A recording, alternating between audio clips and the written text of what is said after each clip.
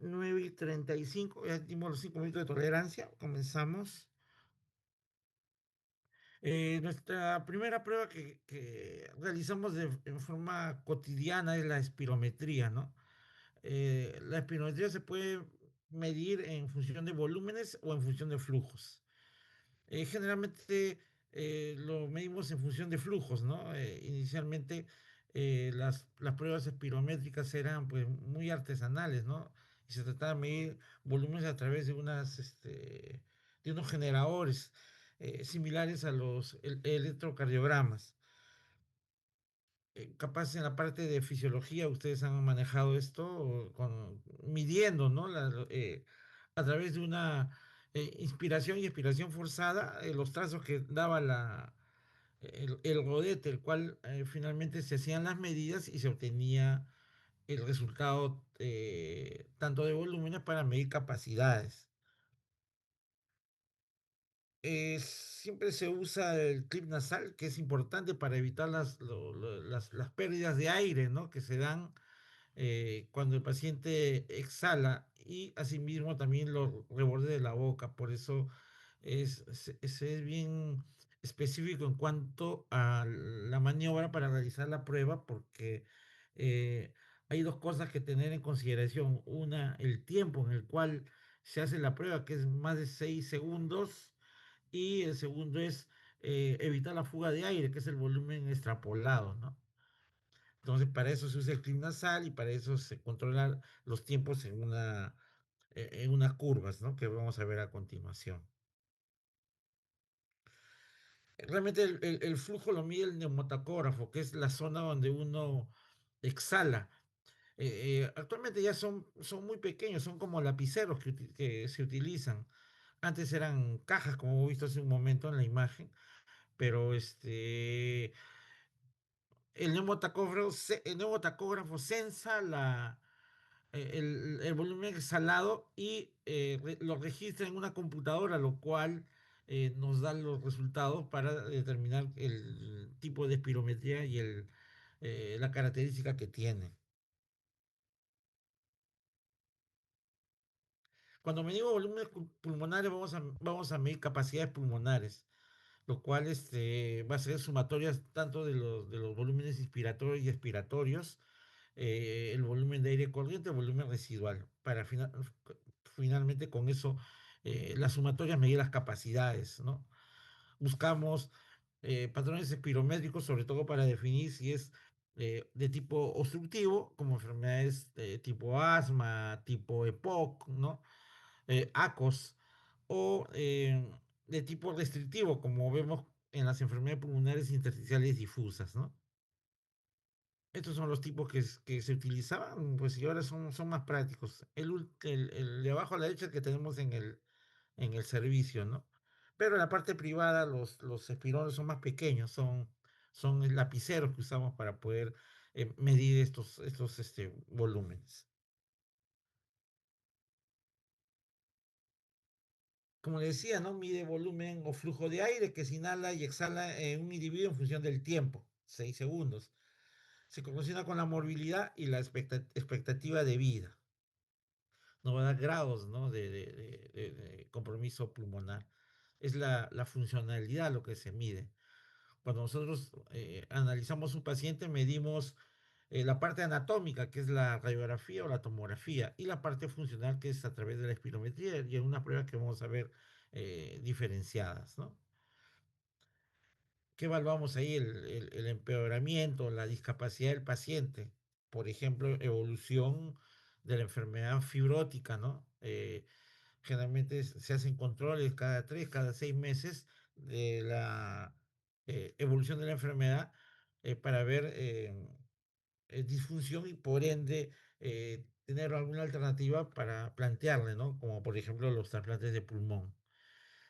Para evaluar a los pacientes como parte de un programa de rehabilitación, los pacientes que han tenido, que hace poco hemos visto que han tenido COVID severo, que estuvieron en ventilación mecánica o con una gran neumonía. Entonces, la recuperación es la absorción, ¿no? De las proteínas que están en los alveolos, ¿no? Y se van midiendo su capacidad como un programa para rehabilitar al paciente desde el punto de vista respiratorio. Para evaluar riesgos como parte de la evaluación de salud, la gente que va a las minas, por ejemplo, ¿no? Es el grupo etario que siempre pasa por estos exámenes para ver su capacidad pulmonar y el volumen de aire que inhala y exhala. También los vemos en los pacientes que trabajan en zonas que tienen el aire contaminado, como por ejemplo los silos, ¿no? La gente que trabaja en Sedapal, en los desagües, la gente que trabaja en el banco, por los cambios de temperatura con el aire acondicionado, sea verano, sea invierno. Entonces, se evalúan los riesgos como parte de la evaluación de una enfermedad de tipo ocupacional. Y en salud pública como chequeo general. ¿Cuándo consideramos esta prueba? Cuando vemos que el paciente tiene síntomas, como por ejemplo sensación de disnea, ¿no? Eh, tos seca persistente, eh, esa sensación de garraspera que uno pues aparentemente tiene algo que le molesta y los pacientes lo refieren como si fuese una pajita, una tierrita que les incomoda y les hace forzar, ¿no? La tos. Entonces, esa sensación es por la inervación que produce el bronquio al cerrarse, ¿no? Al hacer vasoconstricción. Es el mecanismo por el cual uno clínicamente lo puede sospechar. Entonces, si eso es persistente, debe hacerse el estudio funcional. Obviamente, si uno lo oculta y está silbando, ¿no? O escucha crepitantes en las bases, pues también debe ir a la prueba. Algún test de laboratorio normal, sobre todo nos basamos en los eosinófilos, por ejemplo, para una reacción de tipo alérgica o el incremento de la inmunoglobulina E, ¿no? Entonces, si tenemos esos resultados anormales, pues tenemos que ir a hacerle la prueba. En algunos casos, eh, para enfermedades sistémicas, como por ejemplo las enfermedades reumatológicas, que tienen como parte del compromiso general que tiene, hablamos por ejemplo de una artritis reumatoide, un lupus, eh, hacemos el control de la evaluación del pulmón como parte de todo un proceso en el cual el reumatólogo indica un tratamiento, ¿no? A los pacientes. Entonces, para el reumatólogo, una de las bases en las cuales le indica que el tratamiento está yendo mal es la alteración de la función pulmonar, ¿no? Entonces nos piden una evaluación y nosotros la hacemos. Bueno, ya el estudio de paciente riesgo, ¿no? El paciente no puede viajar con una enfermedad comórbida a zonas de alto riesgo. Por ejemplo, asmáticos severos no pueden viajar, pues, no pueden trabajar en frigoríficos, ¿no? O gente que tiene fibrosis pulmonar no puede ir a la altura, porque van a condicionar una enfermedad que va a hacerse más evidente en las zonas de contacto. Pacientes que se van a operar son los pacientes a los cuales se le hace el riesgo neumológico. Si es pulmonar o es abdominal alto, o sea, sí debería ir una espirometría como control para ver que no haya complicaciones como por ejemplo las atelectasias posoperatorias en las cirugías abdominales, ¿no? Obviamente en las cirugías pulmonares de resección hay que evaluar la capacidad pulmonar que tiene el paciente, incluyendo el segmento o el pulmón que va a ser retirado, ¿no? ¿Cuánto de capacidad funcional podemos tener posterior a eso? Entonces, esos son los riesgos operatorios. Cuando es un paciente de otra patología, como por ejemplo fracturas de cadera o eh, que no sea abdominal, hernias, por ejemplo, ¿no? Rodilla. Entonces, a veces no la necesitamos y solo lo calculamos con la escala ARISCAT, que se llama, ¿no? La escala ARISCAT nos permite evaluar el riesgo eh, operatorio solo con una radiografía o una tomografía y un examen de gases arteriales, ¿no? sobre todo en los pacientes que llegan a la emergencia y tienen que tener una cirugía en corto tiempo.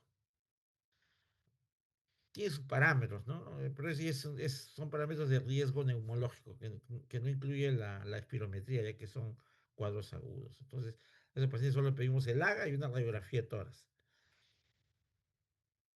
Evalúa el pronóstico, ya les comenté la evolución de la enfermedad, ¿no? Eh, si el paciente es un asmático que recibe tratamiento, de acuerdo a la escala de tratamiento, a la pirámide de tratamiento y no mejora, pues nos ayuda a ver el pronóstico del paciente, si va a haber mayor deterioro o no, o mejoría, ¿no?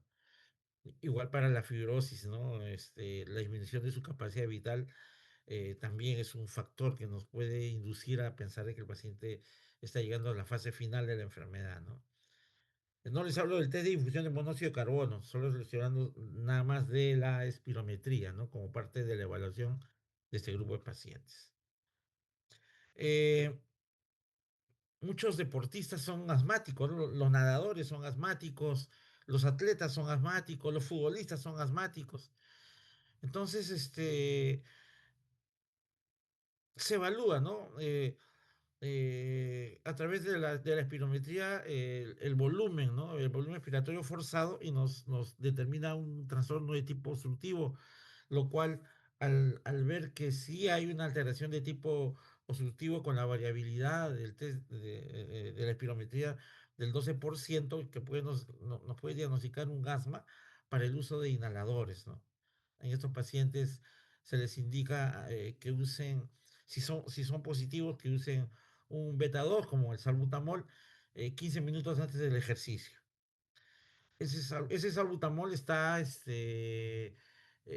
condicionado por el Comité Olímpico Internacional, o sea, no es una ayuda adicional a la actividad deportiva, o sea, está reglamentado. Es decir, si es válido usar un inhalador 15 minutos antes de la prueba, sea asmático, atletismo, fútbol, porque no estamos haciendo trampas, sino sencillamente estamos dando un tratamiento y estamos dando la misma oportunidad en el paciente asmático como el no asmático. Entonces, en ese sentido no hay ningún inconveniente. Las curvas nos miden, como les dije, es una inspiración máxima. No, bueno, primero la respiración normal y de ahí el paciente tiene la inspiración máxima y luego la expiración máxima. Y nos permite medir tres cosas: el volumen total, que es el que respira normal, el volumen de reserva inspiratoria al inspirar y el volumen de reserva expiratoria al expirar. Son tres valores que nos detectan, ¿no? en el trazado. Esos trazados nos pueden ayudar a medir las capacidades, ¿no? La, eh, la capacidad vital, ¿no? Pero no nos miden las capacidades residuales. Eso nos mide el pletismógrafo, que es el que vamos a comentar en un momento. Entonces, eh, no podemos calcular la capacidad total, ¿no? Entonces solo podemos medir la capacidad vital, pero no medimos pues, los volúmenes residuales, ¿no? Igual, ¿no? Es el volumen de reserva inspiratoria, el volumen total, el volumen de reserva inspiratoria y el volumen residual, ¿no? Para determinar las capacidades inspiratorias, la capacidad residual funcional, la capacidad vital. Y la capacidad vital total se usa finalmente con la ayuda del volumen residual, que se hace a través del pletismógrafo. En quienes no debemos hacer la prueba, paciente que está con hemoptisis activa, no podemos forzar a que el paciente sople. Puede romper un vasito y puede volver a sangrar. El neumotórax no tratado colapsa el pulmón, por lo tanto no permite una adecuada medición del estudio funcional. Los pacientes con estado cardiovascular inestable, el cual también al hacer la expiración puede presionar la caja torácica y comprime el corazón. Aneurismas tóraco-abdominales o cerebrales por la presión que uno puede hacer y puede romper el aneurisma. Igual las cirugías recientes de ojo como la catarata, pues el paciente no puede estar forzando porque la cicatriz de la catarata debe cerrar, ¿no? Más o menos es un periodo de 2 semanas. Igual la cirugía reciente de tórax y abdomen por dolor. Es una técnica, los que han ido ya a la parte del laboratorio deben haber visto, ¿no? Cómo se hace la técnica. Es, es en ángulo de 90, usa el clic nasal, se inhala completamente, se coloca la pieza bucal para la expiración, se exhala rápidamente y se le alienta para que haga su mayor esfuerzo. Se repite mínimo 3 maniobras y máximo 8 porque el paciente se comienza a cansar y ya las medidas ya no son fiables. La maniobra comienza con una inspiración máxima y a continuación se expulsa todo el aire de manera súbita y enérgica. Y uno le va insistiendo. Siga, siga, siga, siga, siga, hasta completar los 6 segundos. Siga, siga, siga, siga, siga. Y termina la respiración de forma paulatina y lenta, ¿no? Y siempre para las curvas el inicio debe ser súbito. O sea, nosotros le decimos, exhale con fuerza, ¿no? Para que sea persistente y no haya melladuras como bloqueos de la respiración.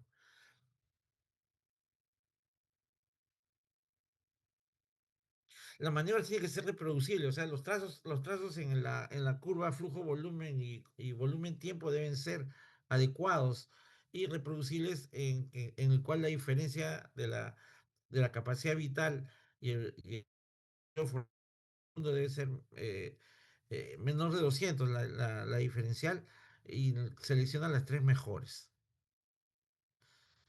Para el informe final se escoge el mejor BEF y la capacidad vital, ¿no? Independientemente de la maniobra que se está realizando. Pues son mínimo tres. Los patrones son normales, como vemos en la curva roja, eh, los procesos obstructivos en la curva naranja y los restrictivos en la curva verde, ¿no? Donde se ve, pues, menor volumen de aire. En cambio, en el obstructivo es mayor entre comillas, es mayor el volumen de aire, pero sin embargo no es eso, sino que como el bronquio está cerrado, el, el pasaje es lento y prolongado, ¿no? Por eso se prolonga la curva. Los valores actuales, ¿no? Que nunca olvidarse que esto es invertir. Hacer la lectura de la espirometría se debe comenzar con la relación BEF1 sobre la capacidad vital forzada, que es el 70, ¿no? Algunos le llaman el índice Tifenau, ¿no? Tifenau. Eh, Luego se mide, después de medir eso, y los límites inferiores normales, eh, menos de 70, pues hay que considerar alguna otra patología. Luego de eso se mide la capacidad vital forzada, ¿no? Que es 80% del predicho, en la cual medimos la capacidad del pulmón.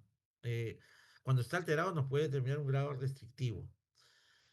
Entonces, si tenemos el volumen expiratorio forzado, eh, finalmente nos va a determinar si hay una alteración inicial en la relación BEF1 sobre capacidad vital, el grado de obstrucción bronquial, que puede ser leve, moderado, severo o muy severo, ¿no?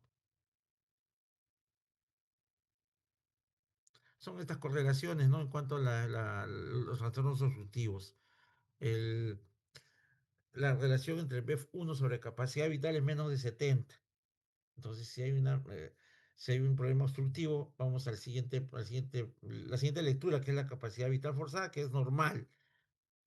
Y vamos al punto siguiente, que es el BEF1, ¿no? Que nos va a indicar el grado de obstrucción. Si la correlación del BEF1 sobre capacidad vital es normal, entonces eh, podemos buscar la capacidad vital forzada y si esta está disminuida es un patrón restrictivo y el BEF1 es normal. Pero como en la medicina, en la neumología y cualquier otra especialidad, no todas las patologías son únicas, ¿no? Entonces hay trastornos mixtos, en el cual el índice de tifenol, el BEF1 sobre capacidad vital forzada están disminuidos, la capacidad vital forzada está disminuida y el BEF1 se encuentra también disminuido. Las curvas deben ser aceptables, ¿no? Por ejemplo, este paciente está exhalando y le viene el acceso de tos, entonces aparecen las melladuras. Esto elimina la prueba, o sea, no lo acepta, ¿no? Podemos tener un cierre temprano de la glotis, ¿no? Sin llegar a cumplir los 6 segundos. Entonces, también es una prueba que no es aceptable, ¿no? Entonces debe ser repetida. Esto es casi lo mismo, los patrones normales, obstructivos y restrictivos, ¿no? Ya sabemos que el patrón obstructivo es por una disminución del flujo de aire, por un aumento de las vías aéreas respiratorias, como el asma y bronquitis, o disminución de la retracción elástica por destrucción del pulmón, ¿no? Del parénquima, es el enfisema. El VES normal, el volumen respiratorio forzado disminuido y el índice de tifenol disminuido. Igual para patrones restrictivos, cuando hay alteraciones en el parénquima, como EPID, ¿no? Todo tipo de fibrosis, eh, patrones ocupacionales, como los mineros, ¿no? O amputaciones. La rigidez o deformidad del tórax, como los pacientes que tienen escoliosis, ¿no? O tienen un patrón restrictivo, pero es funcional al diámetro anteroposterior, ¿no? De las vértebras dorsales y el esternón. También cuando hay problemas musculares, ¿no? Miastenia gravis, ¿no? Polimiositis, ¿no? Entonces, estos van a tener el índice de tifenol normal, el, la capacidad vital forzada disminuida y el BF1 disminuida. Entonces, más o menos eso medimos con la espirometría, ¿no? Y de acuerdo a sus valores damos una lectura y con eso lo manejamos. Hay pruebas más sencillas, ¿no? Que se utilizan a través de programas. Es el pico expiratorio flujo, ¿no? Es el PEF, que mide la variabilidad en la exhalación en la mañana y noche. Es una medida global de la función ventilatoria. Uno lo lleva en casa, es portátil, tiene una medición de 0 a 400. Es barato, sencillo y da resultados solo en alteraciones de tipo obstructiva, ¿no? Estos flujos respiratorios eh, se usan en los programas de asma, ¿no? En distintas hospitales o centros de salud.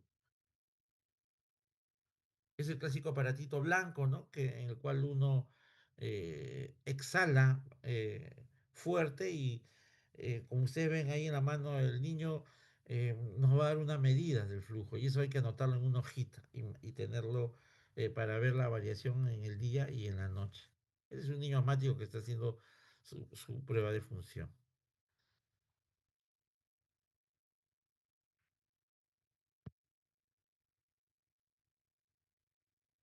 Hay que ver la variabilidad, ¿no? Tanto el de la mañana como el de la noche y marcarlo, porque eso nos va a sugerir si el paciente está entrando. ¿Para qué nos sirve? Es para sugerir si el paciente va a entrar en una crisis o no va a entrar en una crisis. Entonces, si las variabilidades se acortan, el paciente probablemente está en una crisis. Pero si son amplias, no hay ningún problema y nada más continúa con su control, ¿no? Entonces nosotros podemos decir si el paciente tiene un pobre control, eh, un manejo de corticoides que va en flujos altos tanto en la mañana como en la noche, o si el paciente está entrando en exacerbación como la tercera, ¿no? Para eso nos sirven las medidas que generalmente lo hacen los pacientes y tienen su libretita donde anotan con puntitos cómo está yendo su variabilidad del flujo.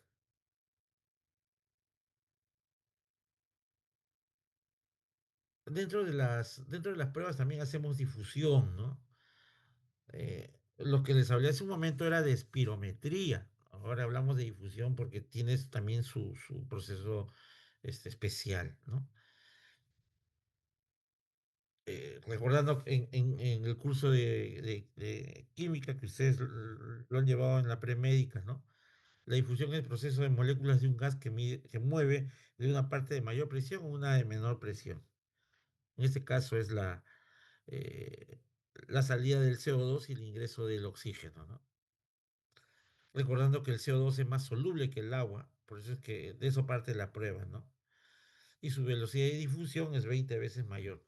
Entonces las pruebas que se hacen con el monóxido de carbono.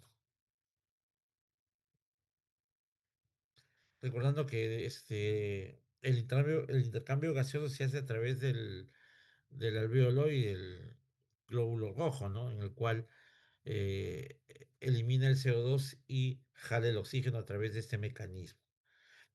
Asimismo, para, para esta difusión interviene también la pared, ¿no? La pared que está entre el alvéolo y entre el vaso sanguíneo capilar, ¿no? Entonces, todo esto es importante porque la cubierta del capilar en ese trance que elimina el CO2 y recoge el oxígeno, están las células endoteliales capilares y la membrana basal que se comienza a llenar y se comienza, pues, comienza a presentar tejido fibroso, ¿no?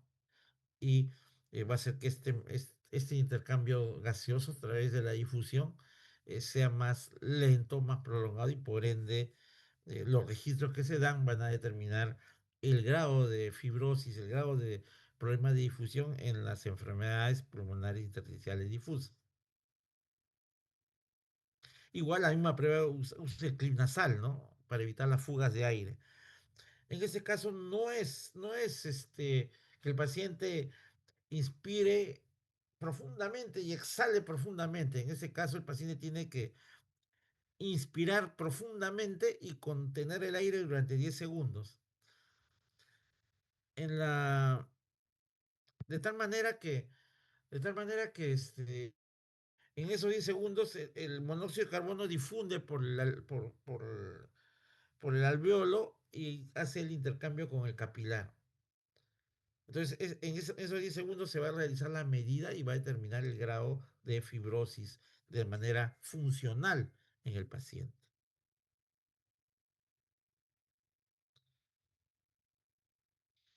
Esta prueba mide qué tan efectivo es el pulmón, ¿no? Para pasar gases de monóxido de carbono del pulmón a la sangre. Es una prueba no invasiva, es más costosa que la espirometría es cómoda, eh, da diagnóstico diferencial y grado de incapacidad, ¿no? Como le decía, hay que respirar con la boquilla y retener 10 segundos, ¿no? Para finalmente eliminarlo. Y eso tiene una medida, ¿no? Los valores del monóxido de carbono van a depender del sexo, la edad y la talla del paciente. Entonces, se tiene una escala en la cual se corrige a través de la fórmula, ¿no? Que es la que vemos tanto para hombres como para mujeres y nos da unos valores posteriores, ¿no? Que determinan si son leve, moderado, severo o muy graves, ¿no? Los factores que alteran la prueba es el volumen alveolar y la concentración de hemoglobina. El volumen alveolar se altera cuando hay una mala realización de la técnica ventilatoria, ¿no? Con un esfuerzo ventilatorio insuficiente que realiza el paciente, que nos va a dar una lectura con un problema de tipo, con una aparente función pulmonar muy disminuida. La hemoglobina, tanto la anemia o la policiglobulia, sí, poliglobulia, ¿no? Que en el cual los hematíes están muy concentrados, no permitiendo el pasaje del capilar en el alveolo, que es 3/4 de segundo, ¿no? Que es lo normal. Entonces, si hay anemia, hay menos glóbulos rojos, pero si hay poliglobulia, los glóbulos rojos se comienzan a pelear entre sí y se obstruyen, ¿no? Es como ir en el carro a las 8 de la mañana en la vía expresa, o sea, no hay paso y los glóbulos rojos más lentos. Entonces, en ese 3/4 de segundo donde el alveolo trata de llevar el aire oxigenado, no sucede porque el eritrocito está lento, ¿no? Entonces puede alterar el resultado de la prueba y lo reduce por una diferenciación más o menos de entre 2,5 a 3 gramos, disminuye el resultado en un 10%, lo altera. Eso hay que ver eh, en la historia, ¿no? Hay que ver en la historia cómo está su hemoglobina, importante, ¿no? Lo normal es de 120 a 85, cuando es un leve es de 85 a 70, moderado 70 a 50, grave de 50 a 35 y muy grave, ¿no? Como lo que nosotros vemos en hospitalización, menos del 35%. Causas de la disminución del delco, pues el enfisema, la fibrosis quística, las bronquiectasias también están incluidas y la enfermedad pulmonar intersticial, ¿no? Algunas conectivopatías asociadas a enfermedades pulmonares, que las comunes que tenemos son la aquí falta artritis reumatoide. Ah, ahí está, artritis reumatoide, ¿no? Artritis reumatoide. La esclerodermia produce PIT. Esclerodermia siempre va asociado a PIT. Lupus menos frecuente. Lupus más a derrame, pero también hemos visto enfermedad pulmonar intersticial en lupus. Pero la frecuencia es menor.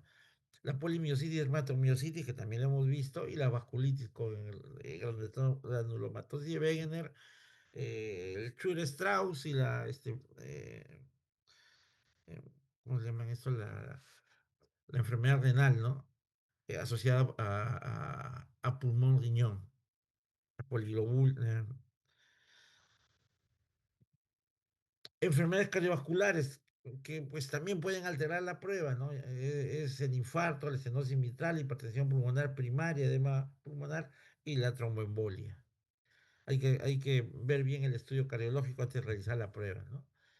Enfermedades asociadas a anemia, la insuficiencia renal crónica que produce anemia, pacientes con hemodiálisis, los fumadores, ¿no? Que pues ya hay un problema cuando son crónicos, ¿no? Para hacer el- la ventilación a través de los alveolos, la ingesta aguda o crónica de alcohol o la adicción a la marihuana o la cocaína. ¿Cuándo es que aumentan estos valores? Asma bronquial, enfermedades que cursan con policitemia, dan falsos resultados, la hemorragia alveolar, donde hay pues un montón de alveolos, enfermedades asociadas con aumento del flujo sanguíneo pulmonar, los que hacen problemas cardíacos con zoom de izquierda a derecha, o el ejercicio propiamente dicho. En quienes no debemos hacer el té de difusión porque es una prueba como hemos visto que el paciente tiene que tener la capacidad de poder hacerlo, o sea, entendernos cómo se hace la prueba, porque si no nos entiende, pues la prueba va a salir mala, ¿no? El paciente que tiene confusión mental o incoordinación muscular que le impiden realizar la maniobra, ¿no? Pacientes que a veces tienen problemas, por ejemplo, cáncer de boca o cáncer de labio, que no pueden mantener el labio en la boquilla del instrumento. Una comida muy grande o copiosa antes del ejercicio, del test, perdón. Fumar 24 horas antes de la prueba puede tener un efecto directo sobre el delco, independiente del efecto de la carboxihemoglobina, ¿no? No fumar, comer algo ligero para poder hacer una buena prueba y tener un buen resultado. En el mismo aparato se pueden acondicionar los registros de la pletimografía, ¿no? Ya tenemos la espirometría que medía los volúmenes pulmonares y esto mide el volumen residual. Ya tenemos el pico expiratorio forzado, el flujómetro, y ya tenemos el DELCO. Esta es la pletismografía que es complementaria, ¿no? Mide la capacidad pulmonar residual y la resistencia de las vías aéreas, siendo el estándar para la medición de todos los volúmenes pulmonares, no totales. Cuantifica la hiperinflación pulmonar obstructiva, como por ejemplo el EPOC, ¿no? Y también confirma la retención pulmonar. Eso sí que hacerlo en una cámara cerrada, con el paciente con la boquilla en la boca y un ambiente, pues, a una determinada temperatura, ¿no? Que se va cuantificando con un medidor en la caseta, en la cabina. Se evalúa seguimiento de patologías que afectan el parénquima, como pues EPOC, ¿no? Buscan darle una diferencial entre la bronquitis crónica, enfisema y el asma, ¿no? El famoso síndrome ACOS que tiene, pues, tiene tanto de uno como tiene tanto de otro. Y la evaluación de las enfermedades del tejido conectivo. Igual, en quienes no se le debe hacer. En las personas que sufren de infarto, falla cardíaca, tuberculosis, ¿no? O virus de la influenza, no se puede hacer la prueba. Hemoptisis o aneurismas, como la espirometría similar, en un embarazo a término, que puede romper la fuente. Paciente con traqueostomía o drenaje pleural, en el cual hay fuga de aire, ¿no? Hay fuga de aire, entonces no se puede hacer la prueba. Si el paciente es oxígeno dependiente, es relativo porque se le puede hacer quitándole un determinado momento a la cánula. El problema es cuando usa las cánulas de alto flujo. En ellos no se les puede hacer la prueba, porque hay que retirar la cánula un momento, ¿no? Y ellos son oxígenos dependientes ya. O alteración de la conciencia. Hay pequeños equipos que nos determinan ciertas cosas puntuales, ¿no? Sobre todo para los pacientes asmáticos. Y es el feno. El FENO es un examen del óxido nítrico exhalado en pacientes que tienen la característica de ser asma alérgica, de causa alérgica o de tipo eosinofílica, no la neutrofílica, eosinofílica. ¿Qué cosa va a determinar? Determina la inflamación pulmonar en intensidad a través de las unidades que son partes por mil millones, ¿no? Que es la forma de medición de esto. Y también para evaluar la respuesta al uso de corticoides inhalados. Recuerden que el asma es una enfermedad inflamatoria, entonces si al ser una enfermedad inflamatoria hay que dar antiinflamatorios. Si es una enfermedad crónica, el manejo es crónico, ¿no? Que puede ir con una alteración de una variabilidad del 12%, por lo tanto, nos dice que el inhalador es efectivo. Entonces, eh, sobre todo mide esto, mide la inflamación pulmonar y mide la respuesta al tratamiento con corticoides inhalados en pacientes asmáticos, ¿no? Es un aparatito sencillo. A diferencia de la espirometría, que es inspirar, expirar, del flujómetro, que es expirar, del delco, que es inspirar, en este caso es nuevamente expirar. Hay un cuantificador ahí, el paciente tiene que expirar durante 5 segundos. Entonces el paciente sopla y la máquina va a registrar, ¿no? Tiene un registro de partes por millón y nos va a dar la medida de la evolución del paciente asmático, ¿no? Ahí como está la prueba, en el lado medio es el medidor del feno, ¿no? Que tiene puede ser de color celeste, color rojo o negro en este caso, ¿no? Que también está en el mercado. Es cuando el paciente ya está con tratamiento, ya tiene diagnóstico. Digamos que es una prueba de seguimiento, ¿no? No es de diagnóstico, realmente es de seguimiento de un paciente asmático. Muy bien, ahora sí salimos de toda la parte respiratoria en cuanto a volúmenes y función y vamos a pruebas más específicas. La polisonografía, que también es parte del estudio respiratorio, es un examen en el cual se utiliza para el diagnóstico de apnea del sueño, ¿no? Registra las ondas cerebrales, niveles de oxígeno en sangre, frecuencia cardíaca, respiratoria durante el sueño a través de monitores, ¿no? En algunos casos también puede medir el movimiento de los ojos y las piernas, porque ya le damos un piecito más también para que intervenga el neurólogo. ¿Qué cosa registra la polisonografía? La frecuencia que hacen apnea obstructiva respiratoria durante 10 segundos. O sea, el paciente duerme y ronca y deja de respirar durante 10 segundos. Que puede ser un asma obstructiva parcial cuando son hipopnias. No es apnea, es hipopnia, ¿no? Menores de 10 segundos. Esta prueba dura en el sueño de 6 a 8 horas, en el cual el paciente duerme y está con monitores, el cual el personal técnico o médico lo registra, ¿no? Lo va registrando y va sacando las conclusiones durante la noche. El paciente duerme con su aparato, ¿no? Bueno, yo no sé, yo no podría dormir así, pero bueno, duerme conectado, ¿no? Son estos pacientes que tienen el apnea del sueño, ¿no? Viene con la esposa y la esposa es la que se queja que ronca mucho en la noche, ¿no? Entonces la esposa se fastidia porque el paciente no se da cuenta que ronca, pero indirectamente sabe porque durante el día va a laborar y tiene la tendencia al sueño, ¿no? Entonces, esto, por ejemplo, pues recién se está incrementando la frecuencia de pacientes con apnea del sueño, sobre todo, pues, la obesidad, ¿no? El aumento de peso, pues, muy incrementado a raíz de una mala dieta que nosotros realizamos. Esto ya tiene años en Estados Unidos, pues en Estados Unidos, por ejemplo, pues los, la gente consume demasiada chatarra, ¿no? Hay un McDonald's cada 5 cuadras, entonces a veces por comer al paso consumen alimentos que pues no son los más adecuados y tienden a subir de peso.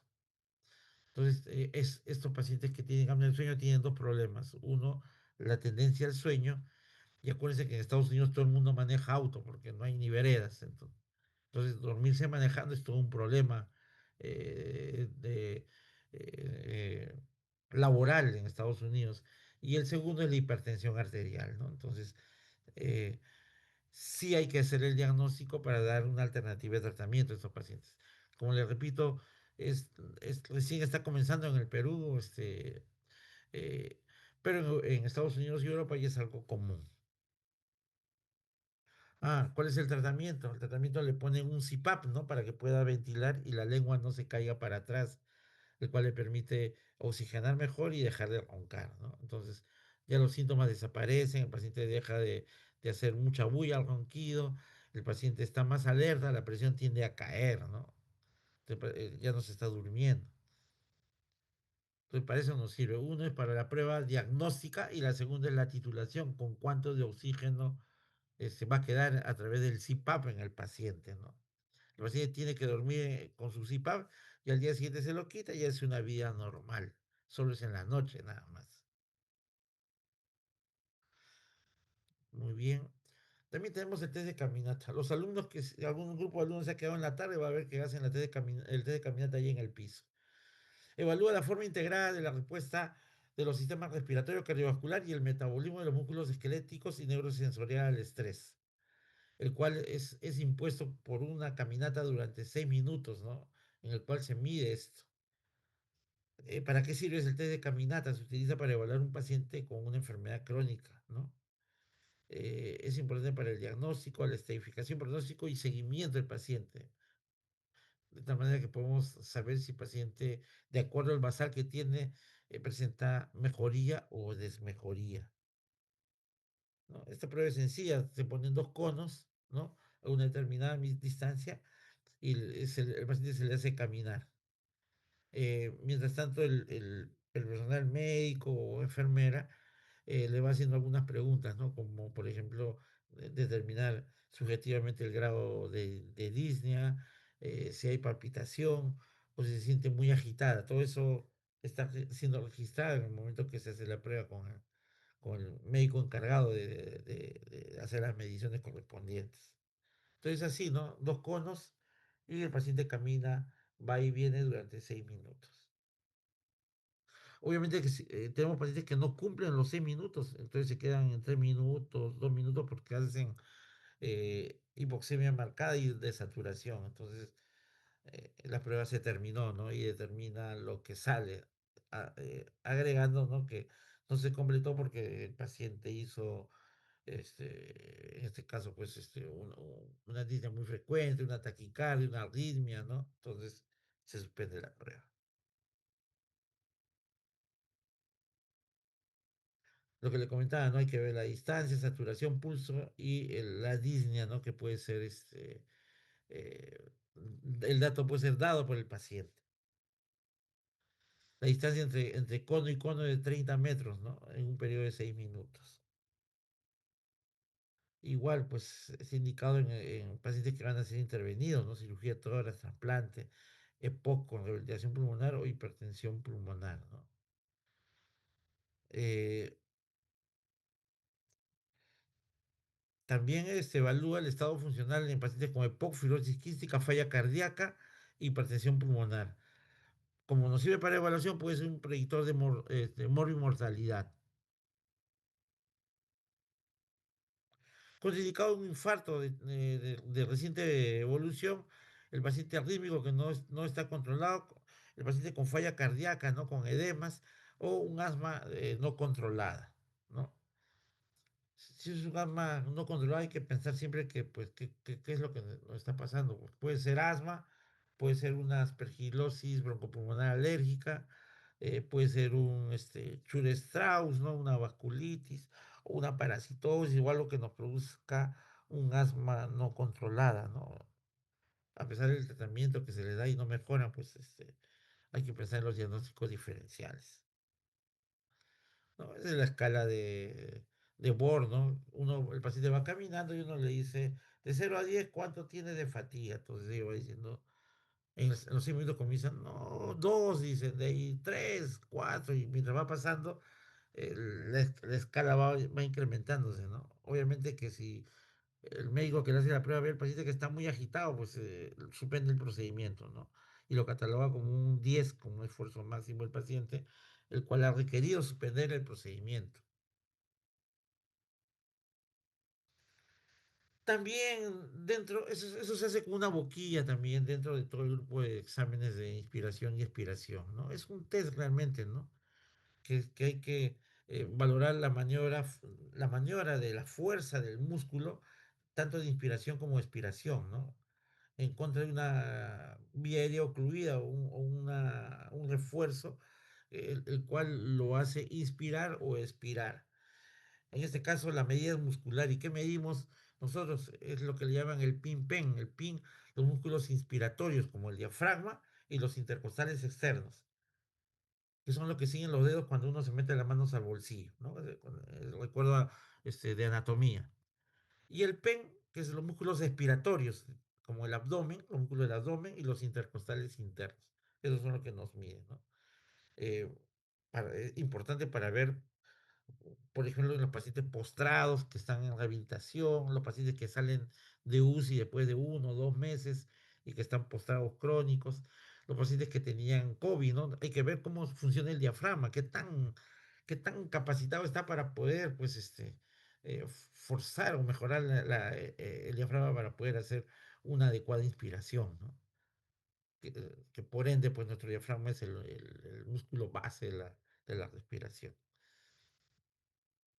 ¿No? Esas son las medidas, ¿no? Y se evalúa la presión inspiratoria máxima, ¿no? Con esos tubitos, ¿no?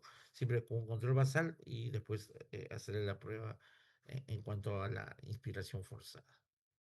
Y terminando la prueba se hace la inspiración forzada y contemplan las medidas. Algunos centros lo usan, nosotros ya no lo usamos, ¿no? Pero también está dentro de los test que se deben hacer, el test de metacolina. Es un test de provocación bronquial para demostrar hiperreactividad bronquial con espirometría normal, ¿no? Era lo que le decía, ¿no? Un paciente con sintomatología, eh, hay que hacer la espirometría y esta sale normal, hay que hacer el test de hiperreactividad. El problema de la metacolina es que no tenemos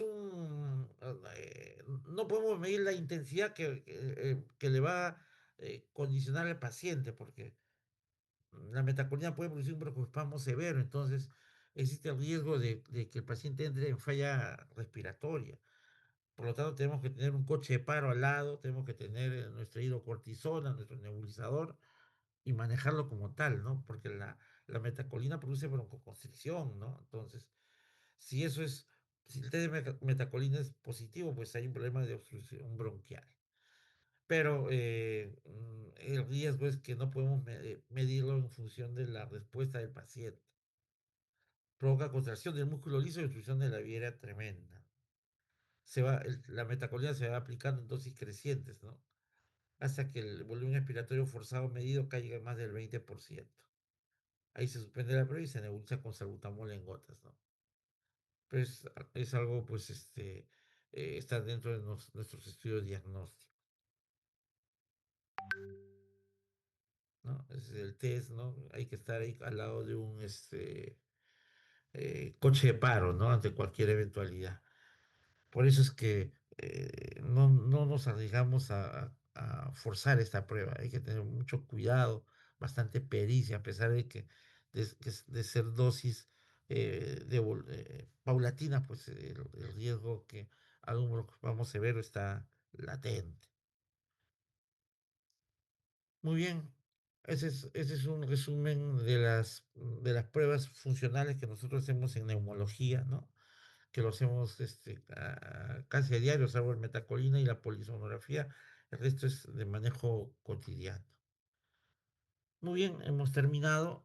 ¿Alguna pregunta? ¿Todo ok? Sí, doctor, todo ok. Ok, listo chicos. Entonces, ya hasta el día lunes. Estudien y aprovechen su fin de semana. Hasta luego.